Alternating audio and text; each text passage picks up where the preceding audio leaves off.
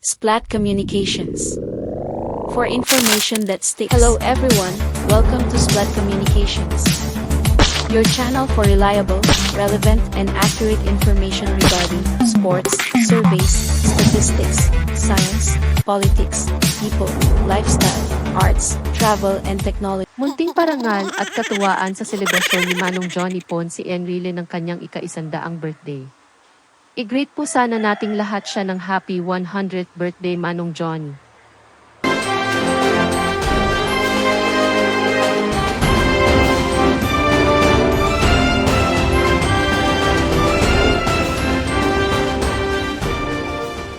As smart as you, as clever as you, at 100 years old, and as active as you are at 100 years old, continuing to provide service to your country, continuing to give good advice, continuing to guide the way that the Philippines can go.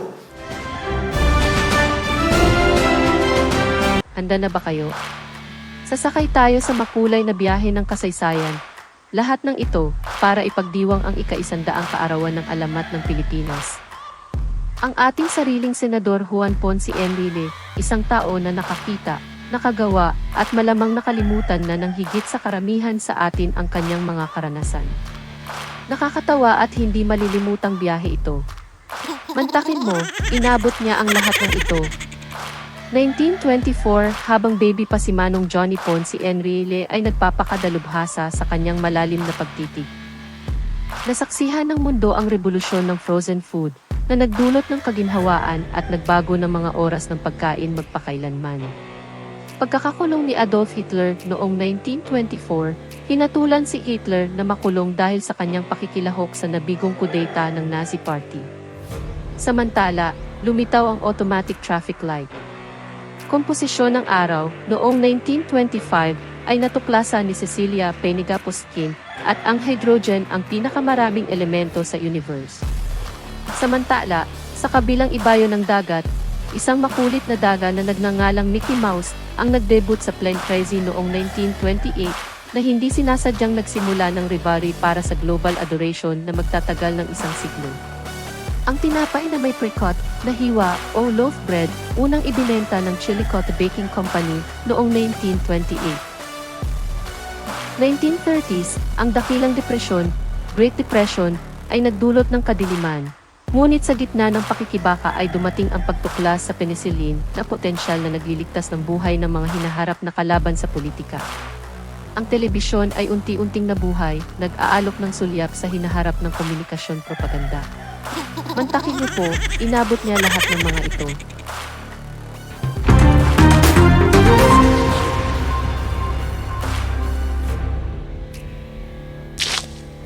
'40s, nag-alab ang ikalawang digmaang pandaigdig na nagbago sa mundo.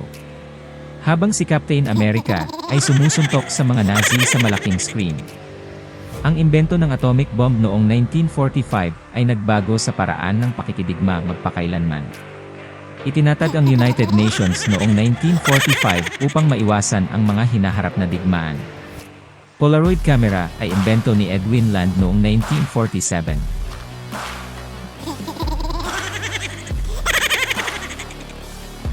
1950s, nag-ugoy ang mundo sa ritmo ng rock and roll. Ang credit card, na imbento noong 1950, ay nagpabago sa konsumerismo. Ang imbento ng bakuna laban sa polio noong 1955 ay isang malaking tagumpay sa larangan ng kalusugan na nagligtas ng milyon-milyong buhay at nagpaalala sa atin ng kahalagahan ng kolektibong aksyon. Ang Barbie doll ay nilikha ni Ruth Handler noong 1959, at habang nagkakagulo ang mga batang babae sa kanilang mga bagong Barbie dolls, baka naman si Manong Johnny ay nag-iisip na rin ng paraan para maging plastic, flexible pala, sa kanyang political career.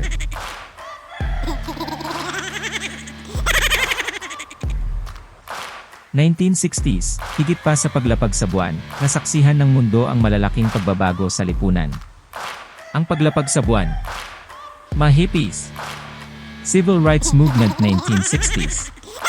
Pakikibaka para sa katarungan panlipunan para sa mga itim na Amerikano sa Estados Unidos. The Cold War. Ang pagbuo ng ARPANET noong 1960s ay nagtayo ng pundasyon para sa internet, na nagbukas daan para sa digital na revolusyon na magbabago sa komunikasyon at access sa impormasyon. At habang nagaganap ang lahat ng ito, baka naman si Manong Johnny ay nag-iisip na rin ng paraan para maging makasabay pala sa mga bagong teknolohiya. Ang microwave ay naimbento noong 1967, ay muling nagbago sa mga oras ng pagkain, nag-aalok ng kaginhawaan at bilis.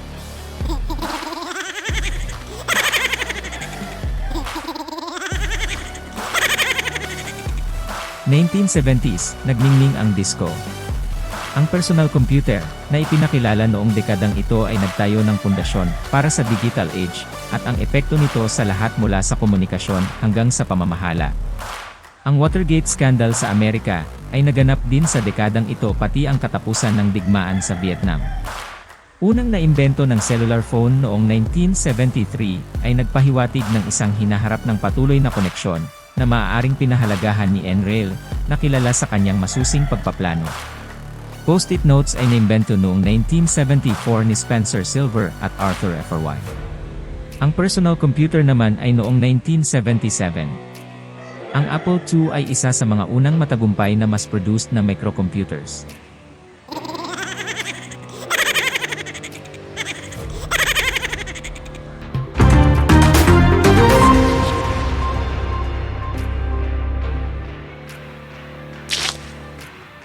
'80s, habang kumikislap ang mga neon lights, ang Walkman, na imbento noong 1980, ay nagpabago sa personal na konsumo ng musika, na maaaring nagbigay kay Enrile ng soundtrack para sa kanyang pagpaplano o pagre-relax. Ang imbento ng CD-ROMs ay nag-alok ng malawak na kapasidad ng storage, baka para sa pag-iimbak ng mahalagang dokumento. Noong 1982, naglabas si Michael Jackson ng kanyang album na Thriller, na nagdulot ng malaking impluwensya sa industriya ng musika.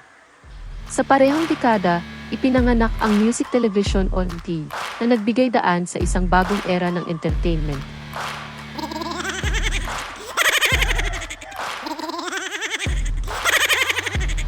'90s, ang World Wide Web, na inilunsad sa publiko noong 1991, ay nagbukas ng mga floodgates ng impormasyon, habang ang mga mobile phone ay naging pangkaraniwan, nagbago sa komunikasyon magpakailanman.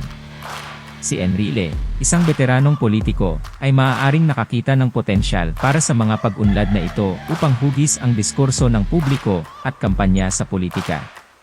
Ang Spice Girls, ang pag-usbong ng internet, at ang takot sa Y2K bug. Habang ang mundo ay sumasayaw sa ritmo ng Spice Girls, si Manong Johnny ay maaaring nag-iisip ng mga estratehiya sa kanyang kampanya habang nakikinig sa wanag sa kanyang Walkman.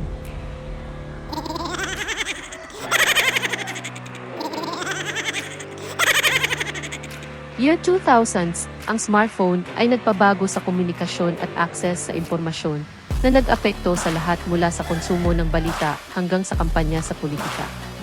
Ang mga platform ng social media tulad ng Facebook at Twitter, na inilunsad noong kalagitnaan ng 2000s, ay lumitaw bilang malalakas na kasangkapan para sa politikal na pakikilahok at pagpapalaganap ng kamalayan. Ang September 11 na pag-attack sa Twin Towers sa New York, ang digmaan sa Iraq at ang pag-imbento ng iPhone, maging ang agkakahirang kay Barack Obama noong 2008, ang unang African-American na presidente ng Estados Unidos.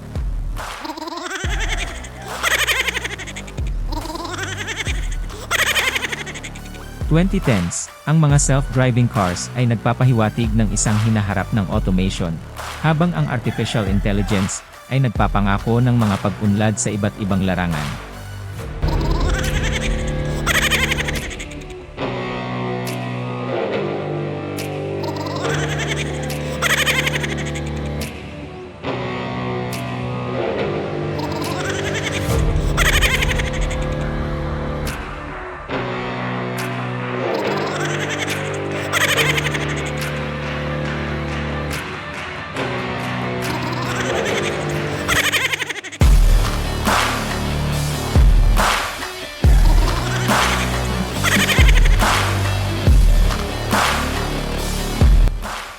'2020s, COVID, at narito na tayo, na may mga pag-unlad tulad ng gene editing, renewable energy at ang paglago ng artificial intelligence sa lahat ng larangan ng buhay na humuhubog sa hinaharap. Habang ipinagdiriwang ni Manong Johnny ang kanyang ika-100 taong kaarawan, patuloy na nagbabago ang mundo, at ang kanyang mga karanasan ay nagbibigay ng mahahalagang pananaw sa patuloy na nagbabagong tanawin ng politika at teknolohiya. Si Juan Ponce Enrile, kilala rin bilang JTE, ay isang kilalang politiko at abogado sa Pilipinas. Ipinanganak noong Pebrero 14, 1924, si Manong Johnny ay nagsilbi sa iba't ibang posisyon sa gobyerno, kabilang ang pagiging kalihim ng katarungan at ministro ng tanggulang bansa sa ilalim ng rehimeng Marcos Sr. Sa kasalukuyan, siya ay naglilingkod bilang punong legal counsel ng Pangulo ng Pilipinas na si Ferdinand Marcos Jr.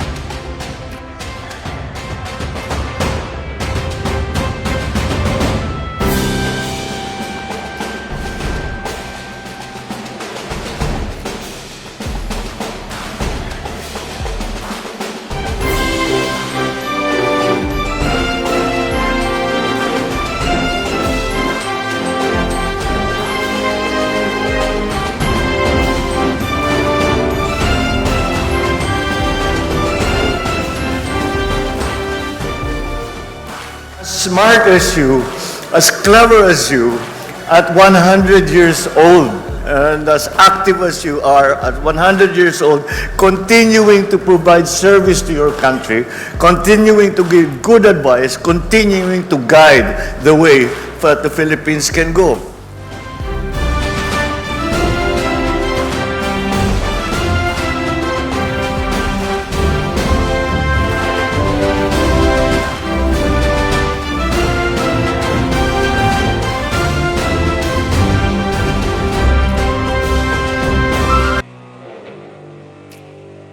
Dito na po natatapos ang ating video. Ano po ang masasabi niyo rito? Please don't forget to subscribe, follow, like, comment, share and please don't skip ads. In behalf of MWA Partner Angelo, maraming salamat po sa inyong lahat sa patuloy na suporta. Hanggang sa muli. Stay safe. We na out. Bye.